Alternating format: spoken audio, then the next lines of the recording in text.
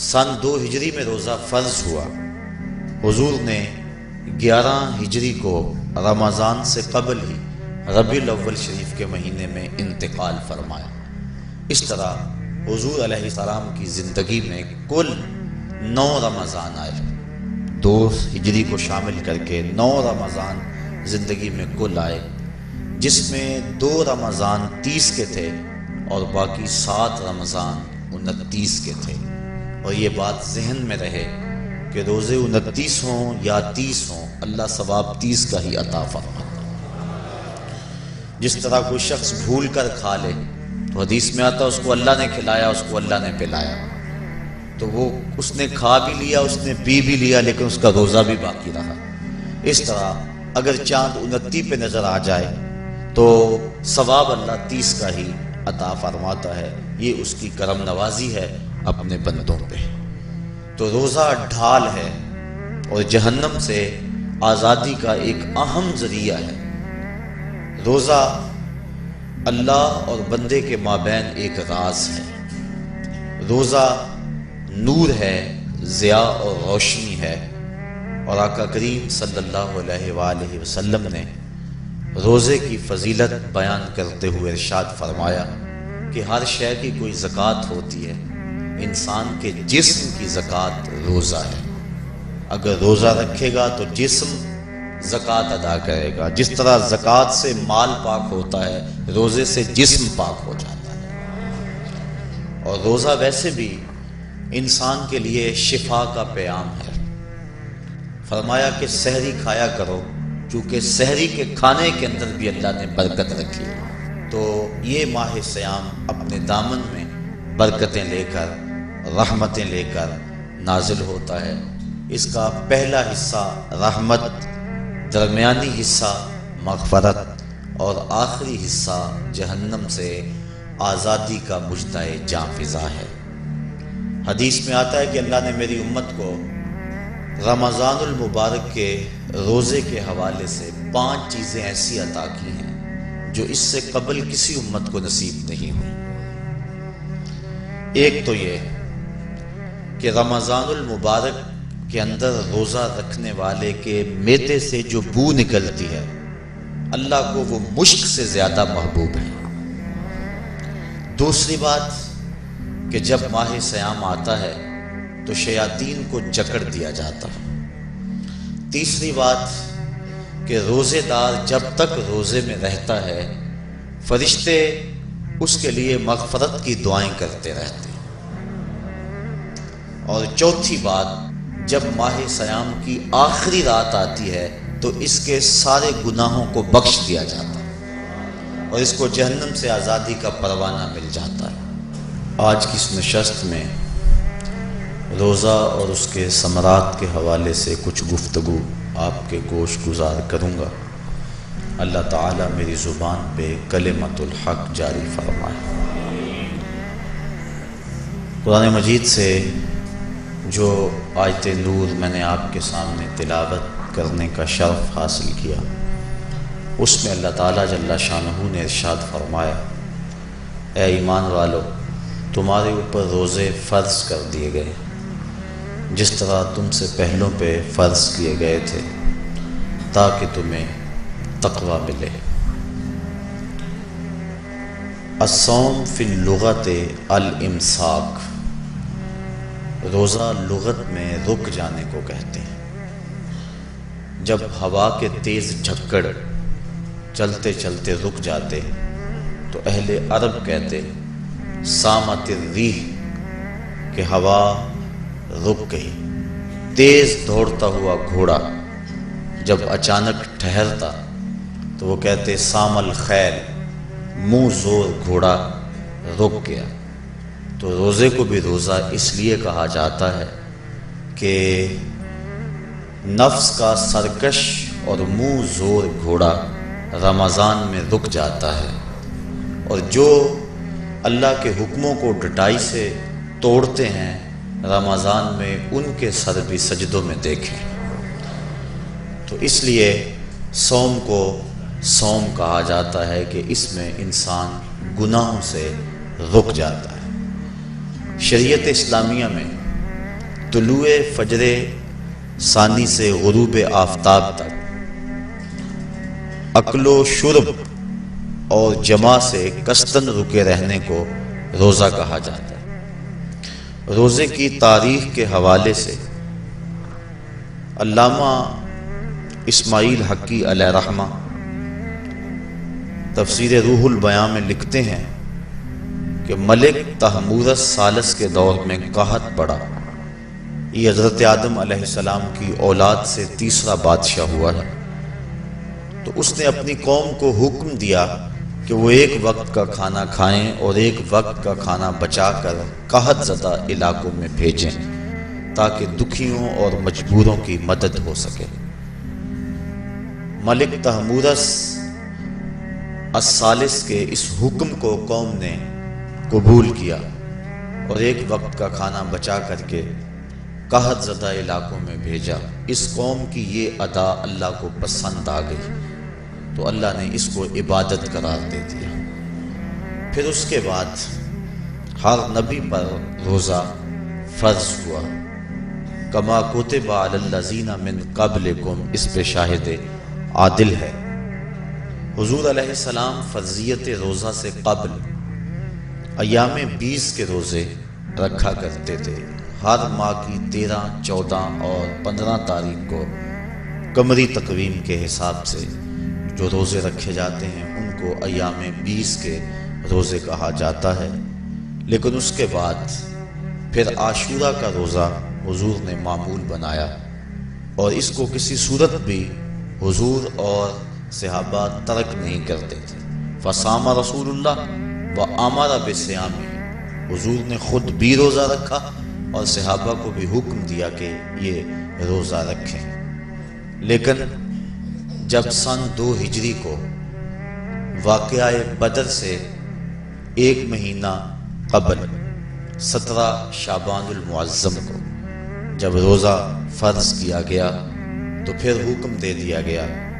حضرت عائشہ صدیقہ رضی اللہ تعالی عنہا سے روایت ہے کہ فرمایا اب جس کا جی چاہے عاشورے کا روزہ رکھے اور جس کا جی چاہے ترک کر دے، لیکن اس سے قبل وہ روزہ رکھنا امت پر ضروری تھا۔ اب ایام معدودہ یعنی گنتی کے دن، اور وہ 29 یا 30 دن ہیں، ان کے روزے امت پر فرض کر دیے گئے۔ سن 2 ہجری میں روزہ فرض ہوا۔ حضور نے 11 ہجری کو رمضان سے قبل ہی ربیع الاول شریف کے مہینے میں انتقال فرمایا۔ اس طرح حضور علیہ السلام کی زندگی میں کل 9 رمضان آئے، 2 ہجری کو شامل کر کے 9 رمضان زندگی میں کل آئے، جس میں 2 رمضان 30 کے تھے اور باقی 7 رمضان 29 کے تھے۔ اور یہ بات ذہن میں رہے کہ روزے 29 ہوں یا 30 ہوں، اللہ ثواب 30 کا ہی عطا فرماتا۔ جس طرح کوئی شخص بھول کر کھا لے تو حدیث میں آتا اس کو اللہ نے کھلایا، اس کو اللہ نے پلایا، تو وہ اس نے کھا بھی لیا، اس نے پی بھی لیا، لیکن اس کا روزہ بھی باقی رہا۔ اس طرح اگر چاند 29 پہ نظر آ جائے تو ثواب اللہ 30 کا ہی عطا فرماتا ہے۔ یہ اس کی کرم نوازی ہے اپنے بندوں پہ۔ تو روزہ ڈھال ہے اور جہنم سے آزادی کا ایک اہم ذریعہ ہے۔ روزہ اللہ اور بندے کے مابین ایک راز ہے۔ روزہ نور ہے، ضیاء اور روشنی ہے، اور آقا کریم صلی اللہ علیہ وآلہ وسلم نے روزے کی فضیلت بیان کرتے ہوئے ارشاد فرمایا کہ ہر شے کی کوئی زکوٰۃ ہوتی ہے، انسان کے جسم کی زکوٰۃ روزہ ہے۔ اگر روزہ رکھے گا تو جسم زکوٰۃ ادا کرے گا۔ جس طرح زکوٰۃ سے مال پاک ہوتا ہے، روزے سے جسم پاک ہو جاتا ہے۔ اور روزہ ویسے بھی انسان کے لیے شفا کا پیام ہے۔ فرمایا کہ سحری کھایا کرو، کیونکہ سحری کے کھانے کے اندر بھی اللہ نے برکت رکھی ہے۔ تو یہ ماہ صیام اپنے دامن میں برکتیں لے کر، رحمتیں لے کر نازل ہوتا ہے۔ اس کا پہلا حصہ رحمت، درمیانی حصہ مغفرت، اور آخری حصہ جہنم سے آزادی کا مجدہ جاں فضا ہے۔ حدیث میں آتا ہے کہ اللہ نے میری امت کو رمضان المبارک کے روزے کے حوالے سے 5 چیزیں ایسی عطا کی ہیں جو اس سے قبل کسی امت کو نصیب نہیں ہوئی۔ ایک تو یہ کہ رمضان المبارک کے اندر روزہ رکھنے والے کے معدے سے جو بو نکلتی ہے اللہ کو وہ مشک سے زیادہ محبوب ہے۔ دوسری بات کہ جب ماہ صیام آتا ہے تو شیاطین کو جکڑ دیا جاتا ہے۔ تیسری بات کہ روزے دار جب تک روزے میں رہتا ہے فرشتے اس کے لیے مغفرت کی دعائیں کرتے رہتے ہیں۔ اور چوتھی بات، جب ماہ صیام کی آخری رات آتی ہے تو اس کے سارے گناہوں کو بخش دیا جاتا ہے اور اس کو جہنم سے آزادی کا پروانہ مل جاتا ہے۔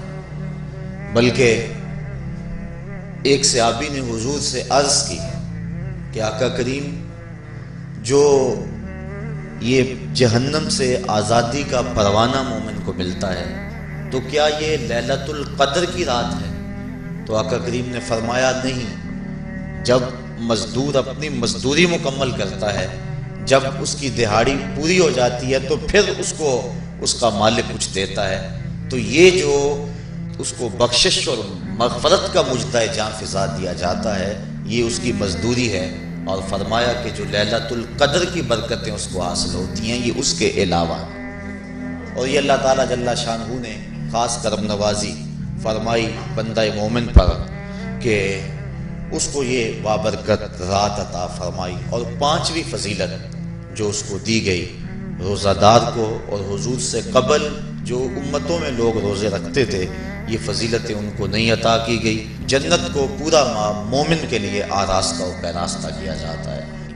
حضرت ابو ہریرہ رضی اللہ تعالی عنہ سے ایک روایت مروی ہے جس کو امام بخاری اور امام مسلم نے روایت کیا کہ آقا کریم علیہ السلام نے ارشاد فرمایا، قال اللہ عز و جل، اللہ جل شانہ ارشاد فرماتا ہے، کل عمل ابن آدم لہو، ابن آدم کا ہر عمل اسی کے لیے ہے، الا الصوم فإنہ لی، ہاں مگر روزہ ہے جو وہ میرے لیے رکھتا ہے، وأنا اجزی بہ، اور اس کی جزا میں اسے دوں گا، والصیام جنۃ، اور صیام روزہ ڈھال ہے، فإذا کان یوم صوم احدکم فلا یرفث ولا یصخب، فإن صابہ احد او قاتلہ فلیقل انی صائم انی صائم، والذی نفس محمد بیدہ لخلوف فم الصائم اطیب عند اللہ من ریح المسک،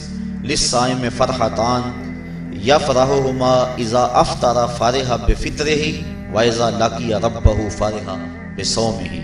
تو فرمایا کہ جب کوئی شخص روزہ رکھتا ہے تو اس کا یہ عمل اللہ کے لیے ہے اور اللہ تعالیٰ اس کی جزا دے گا۔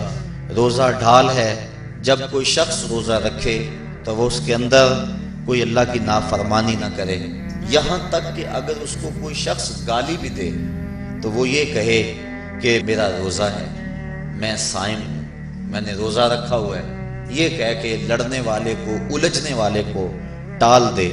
حضور نے ارشاد فرمایا، مجھے قسم ہے اس رب کی جس کے قبضے میں محمد کی جان ہے، کہ روزہ دار کے معدے سے جو بو نکلتی ہے اللہ کو وہ مسک یعنی کستوری کی خوشبو سے زیادہ محبوب ہے۔ اور روزہ دار کے لیے 2 خوشیاں ہیں، ایک خوشی اس کو اس وقت ملتی ہے جب وہ روزہ افطار کرتا ہے، اور دوسری خوشی اس کو اس وقت ملتی ہے جب اس روزے کے صلے میں اسے اپنے رب کا دیدار نصیب ہوگا۔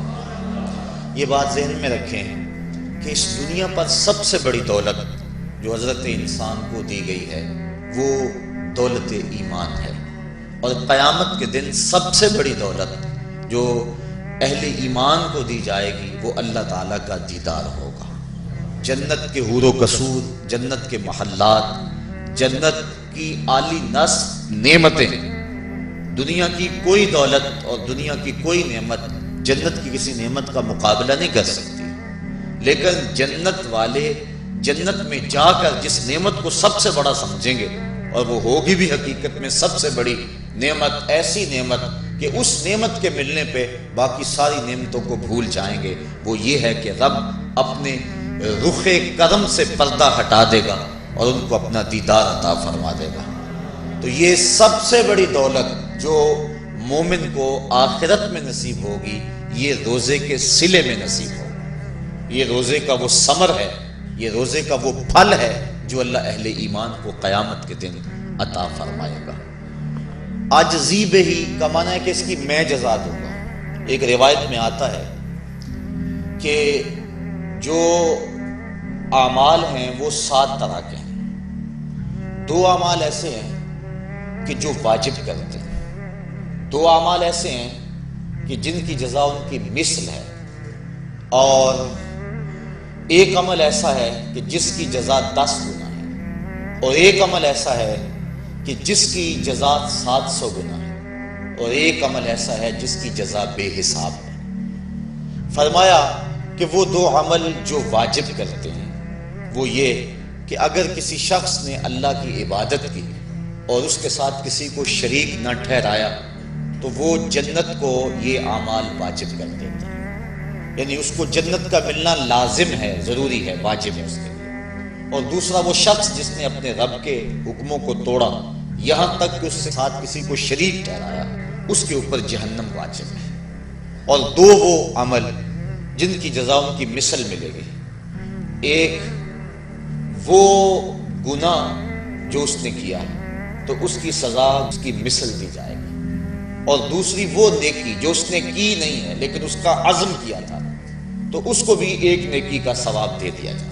ایک عمل وہ ہے جس کے بدلے کے اندر 10 گنا اس کو اجر دیا جاتا ہے، اور فرمایا اس سے اس کے نیک اعمال مراد ہیں۔ اور فرمایا کہ جو اس کا چھٹا عمل ہے وہ ایسا ہے جس کے بدلے کے اندر اس کو 700 گنا اجر دیا جاتا ہے، اور وہ راہ خدا میں اس کا صدقہ کرنا ہے۔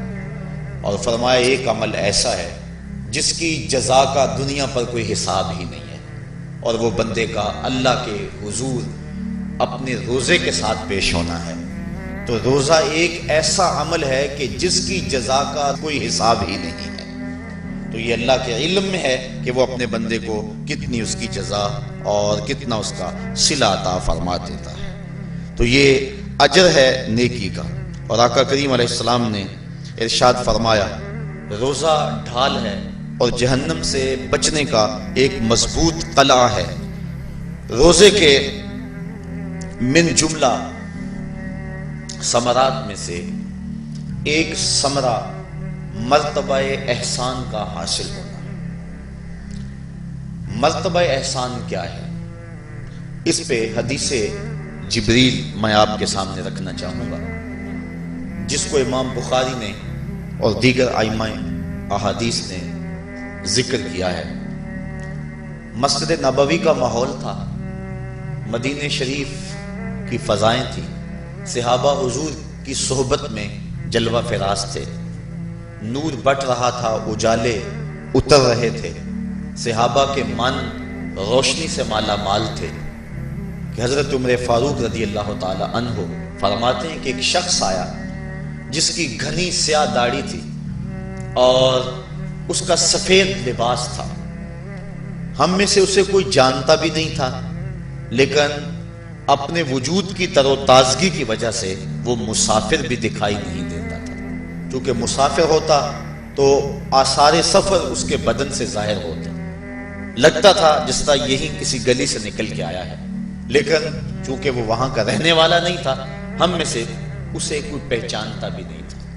اب وہ حضور کی خدمت میں آیا، فَأَسْنَدَ رُكْبَتَيْهِ إِلَىٰ رُكْبَتَيْهِ، اور اپنے گھٹنوں کو جوڑ کر حضور کے گھٹنوں کے ساتھ ملا کر بیٹھ گیا، اور حضور علیہ السلام سے عرض کرتا ہے کہ حضور مجھے خبر دیجئے کہ ایمان کیا ہے۔ حضور نے ارشاد فرمایا ایمان یہ ہے کہ تو اللہ پر ایمان لائے، اس کے رسول پر ایمان لائے، پچھلی کتابوں پہ ایمان لائے، اچھی بری تقدیر پہ ایمان لائے، فرشتوں پہ ایمان لائے۔ بتایا حضور نے تو اس نے کہا صدقتا، آپ نے سچ کہا۔ کہتے ہیں ہمیں بڑا تعجب ہوا کہ خود ہی سوال کرتا ہے اور خود ہی تائید کر دیتا ہے۔ پھر کہنے لگا اسلام کیا ہے؟ تو حضور علیہ السلام نے فرمایا اسلام یہ ہے کہ تو نماز پڑھے، روزہ رکھے، حج کرے، زکوٰۃ ادا کرے، اراکین اسلام اس کو بیان کیے۔ کہنے لگا آپ نے سچ کہا۔ کہتے ہیں ہمیں پھر تعجب ہوا کہ خود ہی ایک بات کہہ رہا ہے اور خود ہی پھر اس کی تصدیق کر رہا ہے۔ کہتے ہیں پھر وہ پوچھتا ہے مل احسان، حضور احسان کیا ہے؟ تو حضور علیہ السلام نے جواباً فرمایا ان تعبد ربک کأنک تراہ، احسان یہ ہے کہ تو اللہ کی عبادت اس طرح کرے کہ گویا تو اسے دیکھ رہا ہے، اور اگر یہ کیفیت تجھے نصیب نہیں ہوتی تو کم از کم یہ کیفیت نصیب ہو جائے کہ وہ تجھے دیکھ رہا۔ تو وہ کہنے لگا ہاں آپ نے سچ کہا۔ پھر اس کے بعد اس نے قیامت کی کچھ نشانیوں کے بارے میں سوال کیا، تو حضور علیہ السلام نے جواب مرحمت فرمائے۔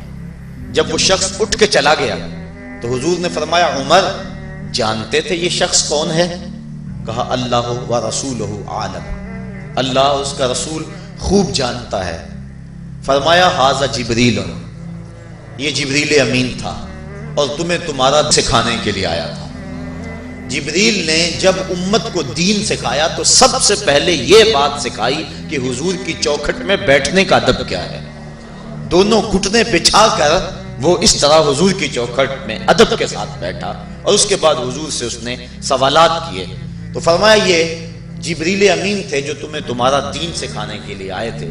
تو جبریل امین نے جو دین سکھایا، جو چیزیں پوچھی وہ 3 چیزیں تھیں، ایمان کیا ہے، اسلام کیا ہے اور احسان کیا ہے۔ تو احسان تیسری چیز ہے جس کو ہم اپنی زبان کے اندر تصوف کہتے ہیں، جس کو ہم طریقت کا نام دیتے ہیں۔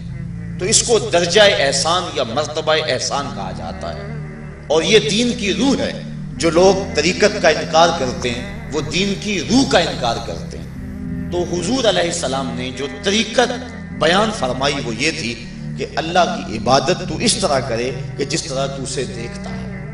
اگر یہ کیفیت مل جائے تو سبحان اللہ، لیکن اگر یہ کیفیت نہیں ملی تو کم از کم یہ کیفیت تو ملے کہ وہ مجھے دیکھ رہا ہے، اور اگر یہ کیفیت بھی مل جائے کہ وہ مجھے دیکھ رہا ہے تو بتائیے کہ پھر انسان کی زندگی میں کتنا سرور آ جائے گا کہ جب وہ نماز کے لیے کھڑا ہو تو اس تصور میں ڈوب جائے کہ میرا مالک تو مجھے دیکھ رہا ہے، تو پھر نماز کا کتنا سرور آ جائے گا اس کو۔ اور جب وہ کوئی اور نیک عمل کر رہا ہو تو اس تصور میں ڈوب جائے کہ میرا مالک میرے اوپر نگاہ لطف فرما رہا ہے، تو پھر اس کی کیفیت کا عالم کیا ہوگا۔ تو پہلی کیفیت کہ تو اسے دیکھ رہا ہے۔ حضرت علی المرتضیٰ رضی اللہ تعالی عنہ سے کسی نے پوچھا جس رب کی عبادت کرتے ہو کیا اس کو کبھی دیکھا بھی ہے؟ تو حضرت علی المرتضیٰ نے جواباً کہا لم اعبد ربا لم اراہ، اے صاحب کبھی کبھی کی بات کیا کرتا ہے، علی تو اتنی دیر تک سجدے سے سر ہی نہیں اٹھاتا جب تک اس کے جمال جہاں آرا سے فیض یاب نہیں ہو جاتا۔ حضرت داتا گنج بخش علی حجویری علیہ رحمہ کشف المعجوب کے اندر ایک حدیث نقل کرتے ہیں کہ حضور علیہ السلام نے ارشاد فرمایا کہ فاقہ کشی اختیار کرو اور بھوک اور پیاس برداشت کرو، ممکن ہے کہ اس دنیا کے اندر تم اپنے دل کی آنکھوں سے اپنے رب کا مشاہدہ کرو۔ تو یہ جو مرتبہ احسان ہے، جو مومن کا مقصود ہے، وہ اس کو حاصل ہوگا روزہ رکھنے سے۔ اور اگر چلو کسی روزہ دار کو یہ کیفیت نہ ملے کہ وہ اپنے رب کے جمال جہاں آرا کو دیکھ لے، اس کے جلووں کو دیکھ لے، اس کے دیدار کی دولت سے مالا مال ہو جائے، اس کا دل اس کی محبت میں ایسا ڈوبے کہ وہ جدھر دیکھے اسی کے جلووں کو ہی دیکھتا چلا جائے، اگر روزہ دار کو ایسی دولت نہ بھی نصیب ہو تو کم از کم روزہ دار کو یہ دولت تو ضرور ملے گی کہ وہ اس احساس میں ڈوب جائے گا کہ میرا رب مجھے دیکھ رہا ہے۔ گناہگار سے گناہگار شخص بھی کڑکتی ہوئی دوپہر میں ٹھنڈا پانی دستیاب ہونے کے باوجود ایک گھونٹ بھی حلق سے نیچے نہیں اتارتا، کیوں؟ اس لیے کہ میرا مالک تو مجھے دیکھ رہا ہے۔ تو یہ احساس اس کو آیا کہ نہ آیا؟ کاش کہ رمضان میں یہ نور جو ہم کو نصیب ہوتا ہے، یہ رمضان کا خاص نور ہے، مرتبہ احسان سے پھوٹتا ہوا یہ اجالا رمضان میں ایک گناہگار سے گناہگار شخص بھی حاصل کر لیتا ہے کہ وہ اس احساس میں ڈوب جاتا ہے کہ میرا مالک مجھے دیکھ رہا ہے۔ کاش کہ وہ اس کو اندر سمو لے اور اس کو دل کی ایک ایک پرت پہ رکھ لے اور اس کو سجا لے اور اس دولت کو پھر جانے نہ دے تو پھر اس کے لیے گناہ کرنا مشکل ہی نہیں محال ہو جائے گا۔ اس احساس سے پانی نہیں پیتا کہ میرا اللہ مجھے دیکھ رہا ہے، تو کیا مجھے یہ بتاؤ کہ جب وہ دکان پہ بیٹھ کے ڈنڈی مارتا ہے کہ اللہ اس وقت نہیں دیکھتا؟ جب وہ کسی کی جیب کاٹتا ہے اللہ اس وقت نہیں دیکھتا؟ جب وہ رشوت لے رہا ہوتا ہے اللہ اس وقت نہیں دیکھتا؟ کہ اللہ تعالیٰ صرف رمضان میں دیکھتا ہے، غیر رمضان میں نہیں دیکھتا؟ تو یہ احساس کاش کہ اس کے ساتھ لگ جائے کہ میرا مالک مجھے دیکھ رہا ہے، تو پھر گناہ کرنا مشکل ہی نہیں ناممکن ہو جاتا ہے۔ 7ویں کوٹھڑی میں جب سارے دروازے بند کر کے بت کے اوپر موٹا کپڑا ڈال کے زلیخا بولی ہے طالب یوسف اب آ جاؤ نا، اب تو کوئی نہیں دیکھ رہا ہے، تو یہی احساس تھا جس نے روشنی دی۔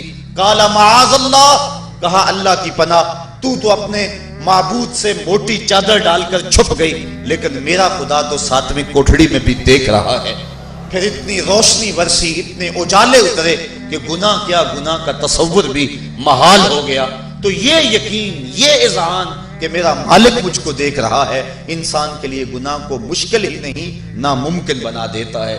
اور میرے اور آپ کے آقا و مولا نے فرمایا سبعۃ یظلھم اللہ تعالی فی ظلہ یوم لا ظل الا ظلہ، امام عادل وشاب نشا فی عبادت اللہ ورجل قلبہ معلق بالمساجد ورجل دعته امرأة ذات منصب وجمال فقال انی اخاف اللہ ورجلان تحابا فی اللہ اجتمع علیہ وتفرقا الیہ ورجل تصدق بصدقة فأخفاها حتى لا تعلم شماله ما تنفق يمينه ورجل ذكر الله خاليا ففاضت عيناه او كما قال۔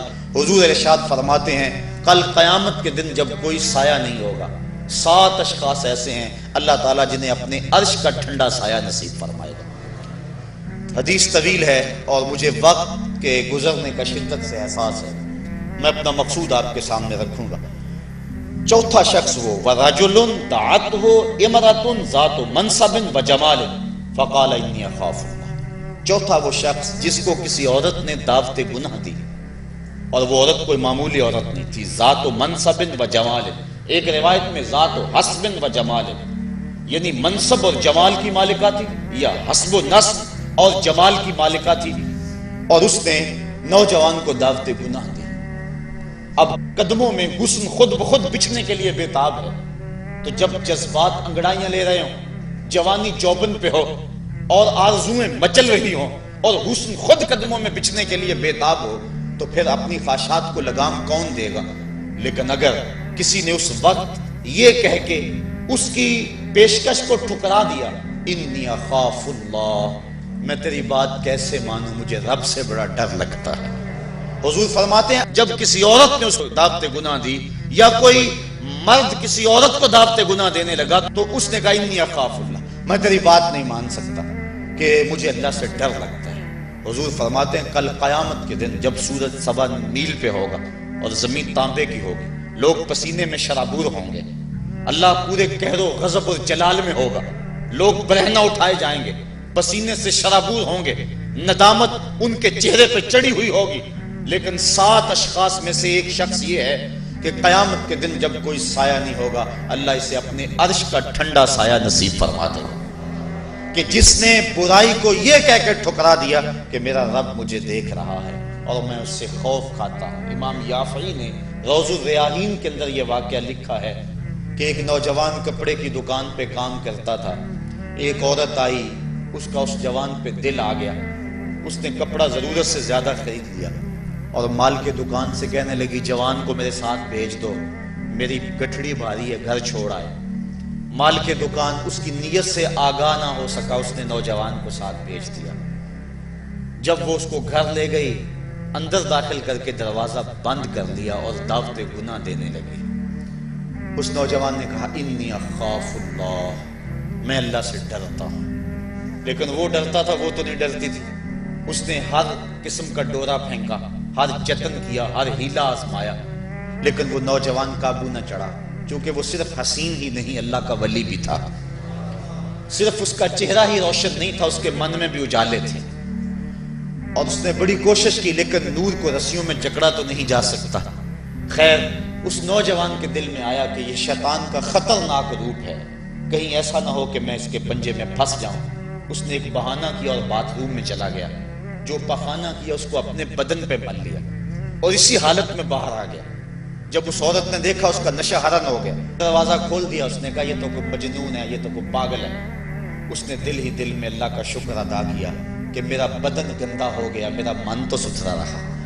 کائنات کا سب سے حسین چہرہ وہ ہے جو جنسی کالک سے محفوظ ہو۔ تو وہ باہر گیا اور باہر ایک چشمہ ابل رہا تھا، وہاں جا کے اس نے غسل کیا۔ امام یافعی لکھتے ہیں جب تک وہ زندہ رہا اس کے جسم سے مشک و عنبر کی خوشبو آیا کرتی تھی، اور جب وہ مر گیا لوگوں نے اس کو دفن کر دیا، یہ خوشبو اس کی قبر کی مٹی سے بھی آیا کرتی تھی۔ تو جو اللہ سے ڈرا کہ میرا مالک مجھے دیکھ رہا ہے، تو اللہ تعالیٰ اس کی کیسی ناز برداریاں فرماتا ہے، اس کے اوپر کتنے کرم اس کے اترتے ہیں۔ تو کہا کہ وہ شخص جس نے اللہ سے ڈر کر گناہ کو چھوڑا، کل قیامت کے دن جب کوئی سایہ نہیں ہوگا اللہ اسے اپنے عرش کا ٹھنڈا سایہ نصیب فرما دے گا۔ تو یہ رمضان کا فیض ہے کہ انسان بے شمار گناہوں کے باوجود بھی تڑپتی کڑکتی دوپہر کے اندر بھی ٹھنڈا پانی اپنے منہ کے قریب بھی نہیں لاتا، وضو کرتے ہوئے بھی احتیاط کرتا ہے، غسل کرتے ہوئے بھی احتیاط کرتا ہے کہ کوئی قطرہ حلق سے نیچے اتر نہ جائے، اس احساس میں کہ میرا رب مجھے دیکھ رہا ہے۔ یار روزے کا اور کیا ثمرہ چاہیے کہ وہ جو دولت صوفیاء نے زندگیاں کھپا دی، جس دولت کو حاصل کرنے کے لیے، مرتبہ احسان کو پانے کے لیے روزے دار نے سحری کھائی، ابھی جو ہے وہ سحری کا وقت ختم ہوا تھا کہ یہ احساس اس کے ساتھ لگ گیا، اور وہ تنہائی کے اندر بھی اللہ سے ڈرتا ہے اور کھانے پینے سے باز رہتا ہے، اس تصور کے ساتھ کہ میرا مالک مجھے دیکھ رہا ہے۔ روزے کا ایک ثمر اور ایک پھل یہ ہے کہ بندے کو تقوی کا نور نصیب ہوتا ہے، اور اللہ تعالیٰ نے یہاں قرآن مجید کے اندر جہاں روزے کی فرضیت کا ارشاد فرمایا، وہاں ساتھ یہ بات فرمائی کہ اس لیے تمہارے اوپر روزہ فرض کیا گیا ہے تاکہ تم متقی بن جاؤ۔ یہ مقصد روزہ ہے، اللہ یہ چاہتا ہے، ورنہ اس کو کیا ضرورت ہے کہ بندے کو بھوکا اور پیاسا رکھے؟ وہ تو چاہتا ہے کہ یہ برائیوں سے باز آ جائے۔ بلکہ بخاری شریف کی حدیث ہے، حضور علیہ السلام نے ارشاد فرمایا من لم یدع قول الزور والعمل به فلیس للہ حاجۃ فی ان یدع طعامہ وشرابہ، جو شخص جھوٹ اور جھوٹے کام نہیں چھوڑتا، اللہ کو اس کے بھوکا اور پیاسا رہنے کی کوئی ضرورت نہیں ہے۔ اللہ نہیں چاہتا کہ وہ بھوک اور پیاس کی مشقت گوارا کرے، اس کا تو مقصود یہ ہے کہ اس کے دل کے اندر اس کی خشیت پیدا ہو جائے، اسی لیے اس نے روزہ ہمارے اوپر فرض کیا ہے، ورنہ وہ کیسے چاہتا ہے کہ میرا بندہ بھوکا رہے؟ ایک ماں نہیں چاہتی کہ میرا بیٹا بھوکا رہے، اور جو 70 ماؤں سے زیادہ پیار کرتا ہے اس نے کیسے چاہ لیا کہ میرا بندہ بھوکا رہے؟ ماں کے پیار کو دنیا کے کسی ترازو پہ نہیں تولا جا سکتا۔ اور جو مالک ہے، ماں کو اتنا پیار بیٹے سے کس لیے؟ اس لیے کہ اس نے بیٹے کو جنم دیا۔ جس نے جنم دیا اس کو اتنا پیار ہے، تو جس نے تخلیق کیا اس کو کتنا پیار ہوگا؟ تو ماں نہیں چاہتی میرا بیٹا بھوکا رہے، تو مالک نے کیسے چاہ لیا؟ چلو آؤ پھر ماں کی گود میں آ جاتے۔ ماں بیٹے کی آنکھ میں ایک آنسو بھی گوارا نہیں کرتی تھی۔ بیٹا ہو گیا بیمار، ماں لے گی ڈاکٹر کے پاس، اس نے جو دوا تجویز کی وہ کڑوی تھی، ماں نے زبردستی لٹا لیا، بیٹا پیتا نہیں، ماں نے منہ کھولا اور کڑوے سیرپ کے قطرے اس کے حلق میں ٹپکا رہی، بچہ چیختا ہے، لیکن جوں وہ سیرپ کے قطرے حلق سے نیچے اترتے چلے جاتے ہیں، ماں کو قرار آتا جاتا ہے، اس کو طمانینت ملتی جاتی ہے۔ ماں کیا صفاق ہو گئی؟ نہیں۔ اس کا پیار چھن گیا؟ نہیں۔ اس کی ممتا رخصت ہو گئی؟ نہیں۔ وہ تو بیٹے کی آنکھ میں ایک آنسو بھی گوارا نہیں کرتی تھی، اور اب تڑپتا ہوا بیٹا، لیکن ماں کے چہرے پہ طمانینت کا نور ہے۔ اصل بات یہ ہے کہ ماں جانتی ہے، بیٹا نہیں جانتا۔ ماں جانتی ہے چند لمحوں کی تکلیف ہے، نتیجہ شفا کی صورت میں برآمد ہوگا، اس لیے ماں کی نظر اس تڑپنے پہ نہیں ہے، ماں کی نظر اس نتیجے پہ ہے۔ مالک جو 70 ماؤں سے زیادہ پیار کرتا ہے وہ بھی نہیں چاہتا کہ میرا بندہ بھوکا اور پیاسا رہے، لیکن مالک کہتا ہے اس کے باوجود تو بھوکا اور پیاسا رہے گا، کیوں؟ لعلکم تتقون، میرے بندے تجھے تقوی کی بہاریں نصیب ہوں گی، تیرے من کو روشنی اور تیرے من کو اجالا نصیب ہو جائے گا۔ تو یہ تقوی نصیب ہوتا ہے روزے سے۔ چونکہ یہ بات ذہن میں رکھیں، ہمارے 2 دشمن ہیں جو ہمیں نیکی کے راستے سے روک رہے ہیں۔ بات لمبی ہو رہی ہے، اختصار کر رہا ہوں۔ ہمارے 2 دشمن ہیں جو ہر وقت ہمارے ساتھ لگے ہوئے، ایک شیطان اور دوسرا نفس۔ جو شیطان ہے وہ بڑا دشمن ہے یا نفس بڑا دشمن ہے؟ تو آپ اس بات پہ کسی دلیل کی ضرورت نہیں، آپ سب کہہ رہے ہیں کہ نفس. اور سادی سی بات ہے کہ شیطان آدمی کو بہکاتا ہے، لیکن شیطان جب خود بہکا، اس نے انکار سجدہ کیا، اس وقت کوئی دوسرا شیطان تو تھا نہیں. تو شیطان کو شیطان بنانے والا نفس ہے.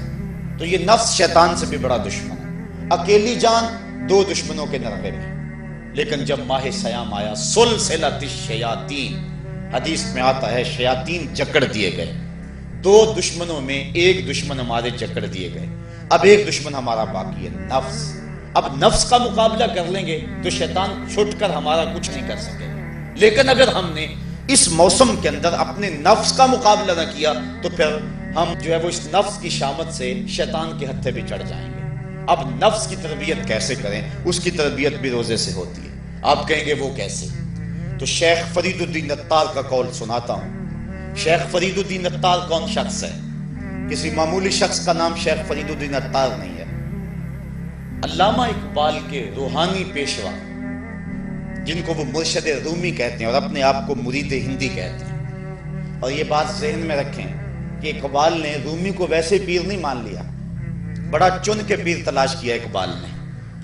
بلکہ جب پیر دو ہوں اور دونوں ہی بڑے قابل ہوں اور مرید کے لیے مصیبت بن جائے کہ ادھر جاؤں کدھر جاؤں، امتحان تو اس وقت ہوتا ہے. اب اقبال کے لیے جو ہے وہ دو چیزیں تھیں، ایک راضی اور ایک رومی. اقبال کہتا تھا میں رومی کو پیر مانوں یا راضی کو پیر مانوں. چونکہ راضی استدلال کا شہنشاہ ہے اور اقبال فلسفے کا امام ہے. فلسفی کا مزاج یہی چاہتا ہے کہ جو استدلال کا بادشاہ ہو اس کو اپنا شیخ مانا جائے. لیکن جو رومی ہے وہ دل کا شہنشاہ ہے. اقبال شاعر ہے اور اقبال کا مزاج تھا کہ جو میرے دل کا بھی امام ہو وہی میرا شیخ ہو اور وہی میری رہبری کرے. تو اقبال جو ہے وہ الجھا رہا اس معاملے میں، کیا کروں؟ وہ خود کہتا ہے اسی کشمکش میں گزری میری زندگی کی راتیں، کبھی سوز و ساز رومی، کبھی پیچ و تاب راضی. کبھی رومی کا سوز و ساز مجھے پسند آتا تھا، کبھی راضی کا جو ہے وہ مجھے پیچ و تاب پسند آتا تھا. پھر اقبال نے زندگی کی کئی بہاریں مرشد کے انتخاب کے اندر گزار دی کہ میں رومی کے ہاتھ پہ بیعت کروں یا راضی کے ہاتھ پہ بیعت کروں. پھر ایک وقت آیا کہ اقبال نے خود کہا نئے مہرہ باقی ہے نئے مہرہ بازی، جیتا ہے رومی ہارا ہے راضی. وہ کہتا ہے رومی جیت گیا اور راضی ہار گیا. پھر اس نے رومی کو اپنا شیخ اور مقتدا مانا. اقبال جس کو اپنا مقتدا مانتا ہے، جس کو اپنا امام مانتا ہے، اب اس رومی کی سنیے. وہ کہتے ہیں ہفت شہر عشق را عطار گشت، ما ہنوز اندر خمیں یک چام. عشق کے 7 شہر حضرت شیخ فرید الدین عطار گھوم چکے ہیں. ہم پہلے شہر کی پہلی گلی کے کونے پہ کھڑے ہیں. یہ رومی کہہ رہے ہیں جس کو اقبال نے بڑی چھان پھٹک کے بعد اپنا پیر مانا ہے، وہ فرید الدین عطار جو معرفت کا امام ہے اور اللہ کے رازوں کا امین ہے. حضرت شیخ فرید الدین عطار فرماتے ہیں نفس نتواں کشت الا باسے چیز بات گوئم یادگیرش اے عزیز. کہا نفس نہیں مرتا لیکن 3 اسلحے ہیں، اگر تیرے پاس ہوں تو تو نفس پر قابو پالے گا. وہ 3 اسلحے کون سے ہیں؟ کہا خنجر خاموشیو شمشیر جو نیزائے تنہائیو ترک ہجو. ایک خاموشی کا خنجر، ایک بھوک کی تلوار اور ایک تنہائی کا نیزہ. اگر یہ 3 اسلحے تیرے پاس ہیں تو نفس پہ ٹوٹ پڑے نسلوں کو لے کر تو تیرا نفس تیرے قابو میں آئے گا. اس کے علاوہ کوئی اور ذریعہ نہیں ہے اس نفس کو قابو کرنے کا. حضرت باہو جیسے بھی بول پڑے باج فقیراں کسے نہیں ماریا، باہو ظالم چور اندر تاہو. یہ جو اندر کا چور ہے اس کو پکڑ لینا اور اس کو قابو میں کر لینا اور اپنے دل کی حفاظت کر لینا، یہی بڑی دولت ہے. فرماتے ہیں کہ 3 اسلحے ہیں، ایک خاموشی کا خنجر اور ایک بھوک کی تلوار اور تیسرا تنہائی کا نیزہ. کہ ان 3 اسلحوں سے اگر تم قابو پانا چاہو تو پا سکتے ہو. اس کے علاوہ کوئی اور اسلحہ نہیں ہے جو تمہارے نفس کو تمہارے قابو میں لے آئے. تو پھر بھوک کی تلوار ایسا اسلحہ ہے جو نفس کا سر کاٹ دیتی ہے. اور میرے اور آپ کے آقا و مولا قلب و دل و نگاہ کے مرشد اولین حضور نبی رحمت صلی اللہ علیہ وسلم نے فرمایا یا معاشر الشباب من یستطع منکم الباء فلیتزوج فإنه اغض للبصر واحسن للفرج ومن لم یستطع فعلیہ بالصوم فإنه له وجاء. اے جوانوں کے گروہ، تم میں سے اگر کوئی شخص نکاح کی طاقت رکھتا ہے تو وہ نکاح کر لے، یہ نظر اور شرمگاہ کا محافظ ہے، اور اگر تم میں سے کوئی نکاح کرنے کی فی الحال طاقت نہیں رکھتا تو وہ روزے رکھے، روزے شہوات کو توڑتے ہیں۔ تو نفس کی تہذیب بھوک سے ہوتی ہے، اور بھوک ایک ایسا اسلحہ ہے کہ جس سے ہم اپنے نفس کو قابو میں لا سکتے ہیں۔ حضرت نظام الدین اولیاء علیہ رحمہ جو تصوف کے سرخیل اور امام ہیں، آپ فرماتے ہیں کہ آدھی فقیری روزہ ہے اور آدھی فقیری باقی سب کچھ ہے۔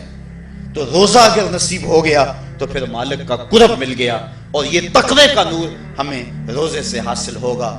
روزے کے ثمرات تو بہت سارے، لیکن وقت کی سمٹتی ہوئی عقائیاں